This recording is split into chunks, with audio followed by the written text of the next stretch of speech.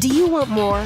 More time, more balance, more love, more sex, more money, more real, and less bullshit? This is the Women Wanting More podcast with Dr. Karen Osborne. Real life, real stories, plus real tips to get you more of what you want.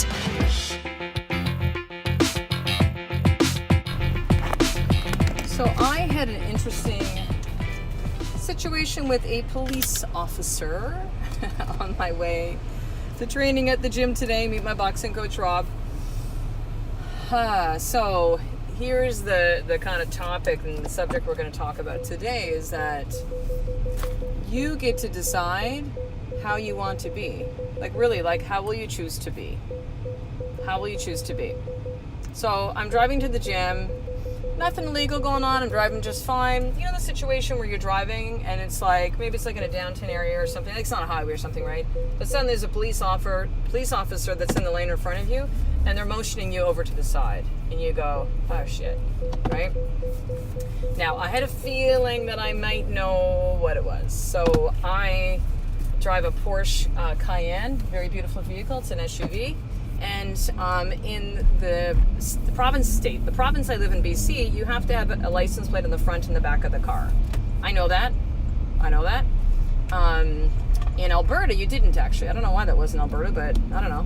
So you do in BC. So I remember when we got this vehicle, and the previous one I had, Porsche really has this thing where they're like it ruins the look of the vehicle to have a license plate in the front. And so I know because we've gotten a bunch of vehicles from them since we moved here a few years ago. And so they've kind of said, like, listen, here's the ticket. We can put it on if you want, but it's like an aesthetic thing. You know, Porsche is very much, they're like car company that's like a purist, right? So they're like, the license plate. And it's not every province, and I assume maybe it's not every state in the U.S., I don't know, or every place in the world that has this, but probably where Porsche was designed, which was in, is it Germany? Yeah. Is Germany Porsche? I don't know now. I think it's Germany.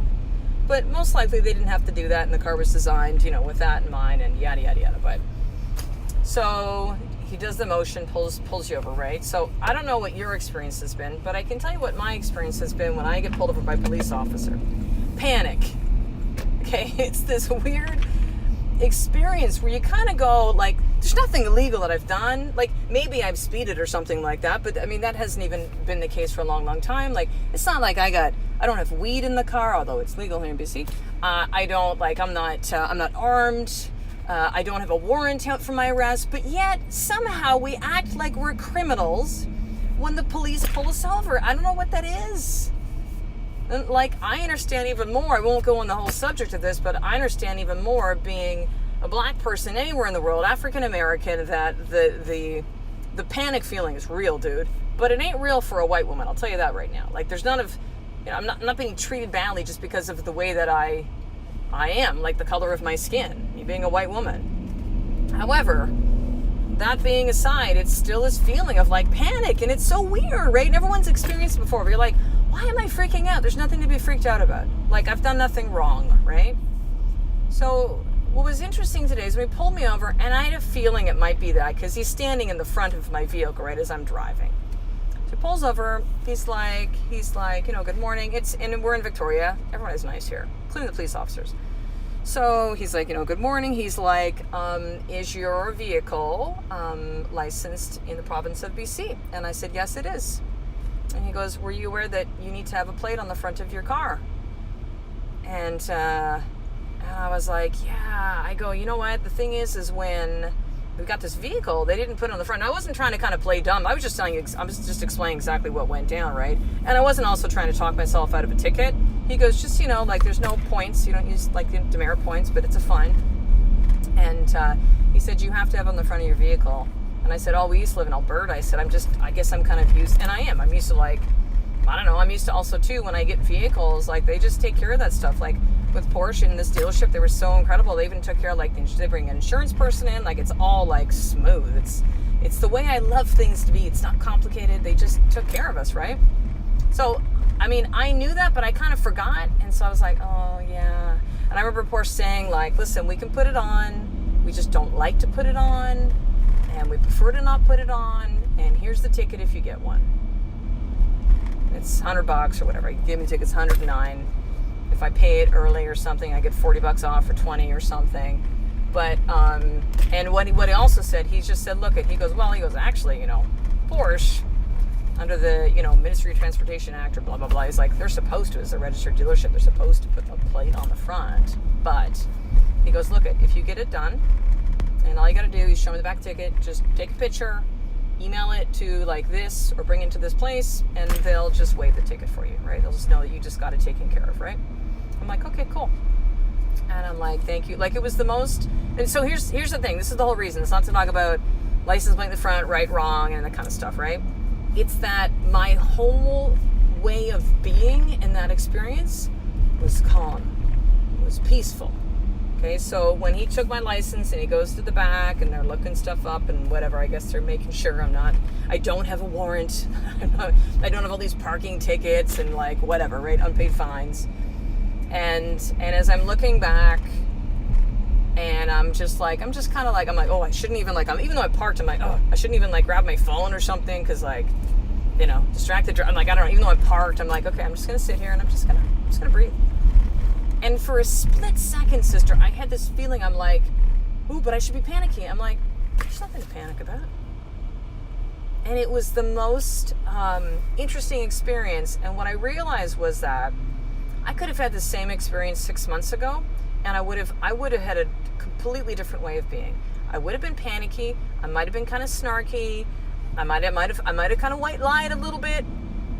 Fuck it, white lie, black lie. Why? Lie. I probably would have lied a little bit and said, oh, I didn't know, and maybe try to get out of it and be a weasel, and and not that there's anything wrong with that back then. That was it's just different with the work that I'm doing on myself right now, and it was a great realization that even as I'm doing massive amounts of spiritual seeking and soul searching and life purposey, beingness. I don't know if that shit just made sense, but you get it, right? I'm on a path and a journey right now over the last couple months.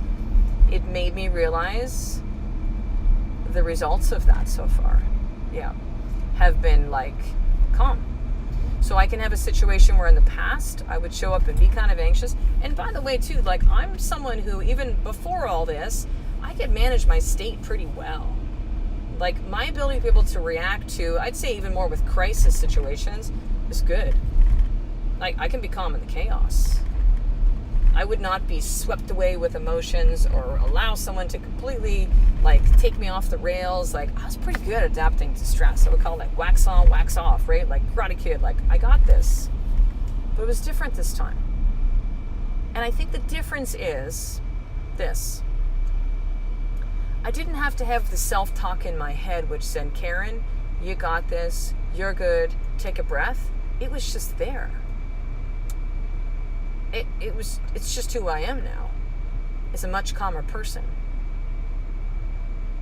And it was almost like I was so overwhelmed with gratitude in the moment. I remember thinking as he's walking back, I'm like, I'm going to tell him that I appreciate him. Because I bet you he doesn't have a lot of people with the job that he does who like him. Not that I want him, not that I'm doing it to have him like me, but just, I was like, you know what? I want to bring some. So he came back and he's playing about the ticket, and you just got to get it done. If you do, then send the picture and let's waive the ticket. And I just said, you know what? I go, thank you for being kind, and I appreciate you, officer. Thank you. And that was it. And it was an experience that would have gone again completely different 6 months or more ago. Completely different. I would have been stressed out. I would have been like, I gotta pay a fucking ticket, and blah, blah, blah, blah. Even though I knew this could happen, right? And so, I mean, pay the ticket, don't pay the ticket.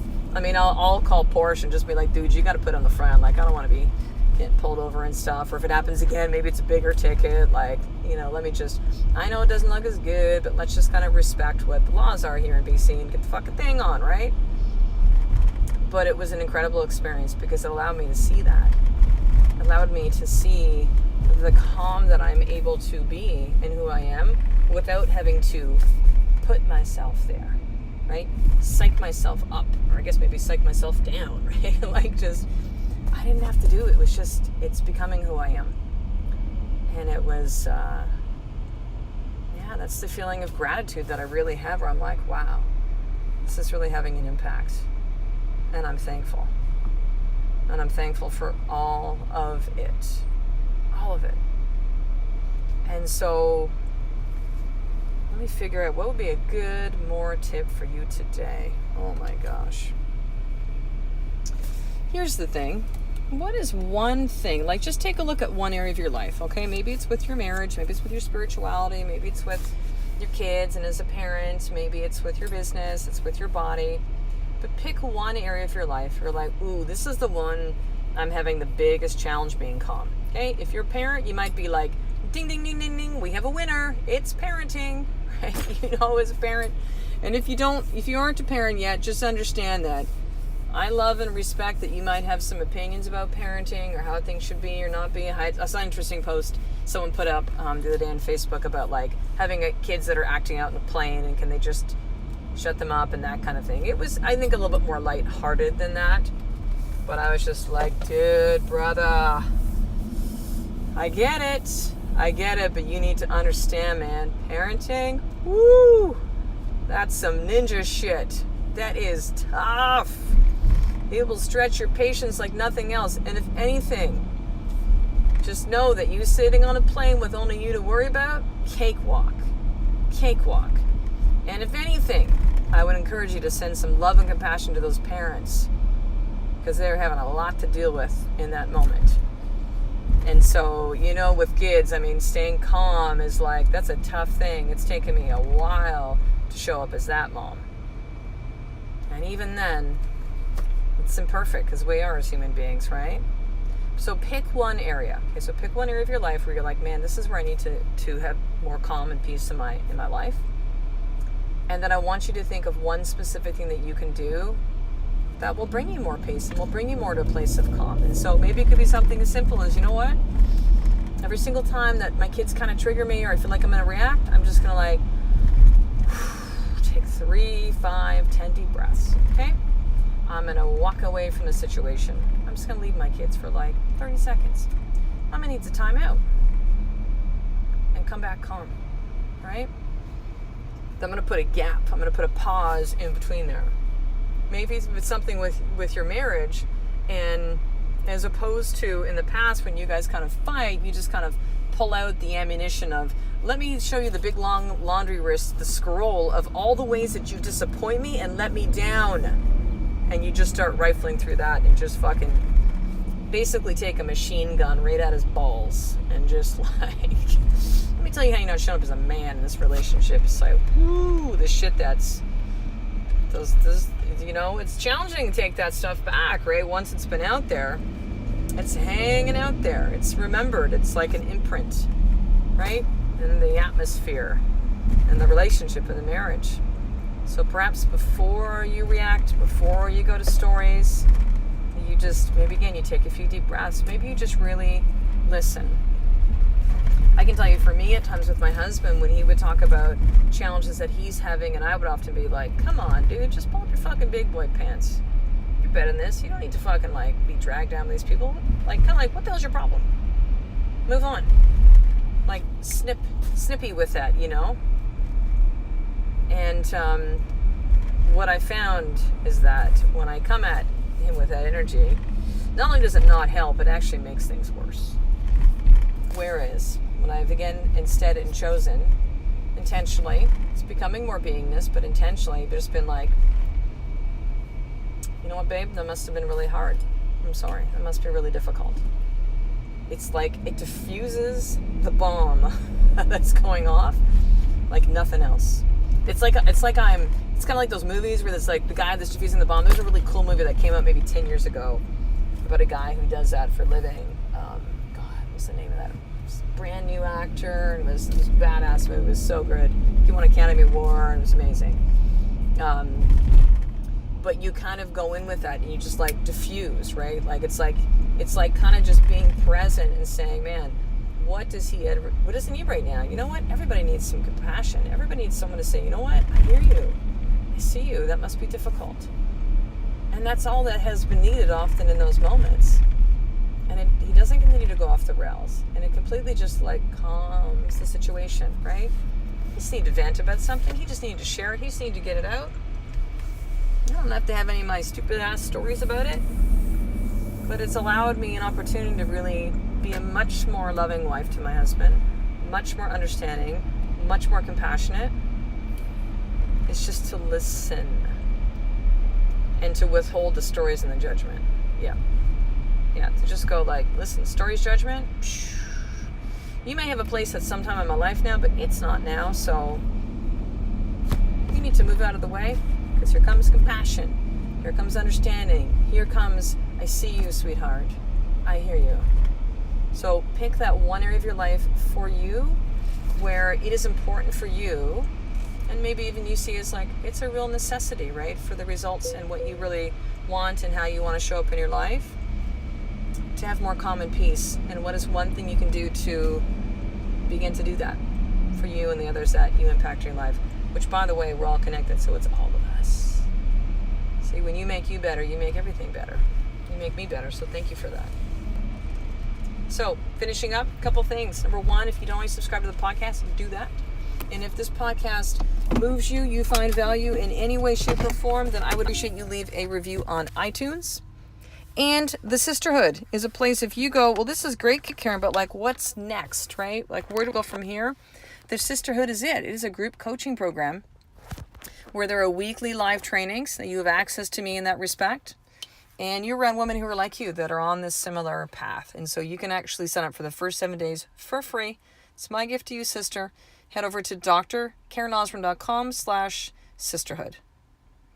So I will talk to you in the next episode. A life of more. It's just one step away from me doing the work. I'm changing up my ending line. I like doing the fucking work every single day. It's been done. We're expanding. Yeah. A life of more is about creating more calm and more peace in your life. Maybe I'll just make it different each time. There you go.